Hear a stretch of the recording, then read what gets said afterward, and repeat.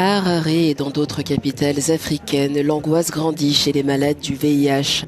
Des cliniques ferment et l'accès aux traitements antirétroviraux est menacé. En cause, la suspension des financements américains via l'USAID et le PEPFAR. Le départ des donateurs et de leur financement est un revers majeur. Nous sommes comme des orphelins. Tous nos progrès sont réduits à néant. Nous revenons à l'époque où la séropositivité était synonyme de mort. Le PEPFAR, lancé en 2003 par George Bush, a permis de sauver plus de 26 millions de vies en facilitant l'accès au traitement du VIH.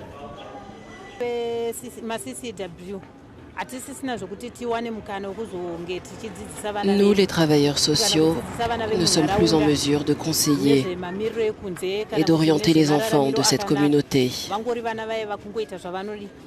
Malheureusement, ils n'ont plus personne vers qui se tourner. Surtout les adolescents à partir de 13 ans.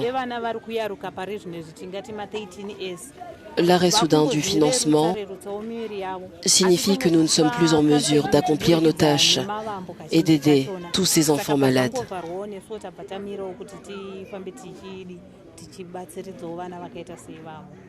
Au Kenya, 40 000 travailleurs de santé risquent d'être licenciés. Au Lesotho, 7% du personnel médical a déjà perdu son emploi. L'ONU-SIDA tire la sonnette d'alarme. 3,4 millions d'orphelins du sida viennent s'ajouter à une situation déjà critique. Cela va coûter des vies. Si le gouvernement américain ne maintient pas son engagement, les conséquences seront dramatiques. Nous sommes prêts à travailler avec eux sur la manière de réduire leurs contributions, s'ils le souhaitent, mais de manière à sauver des vies.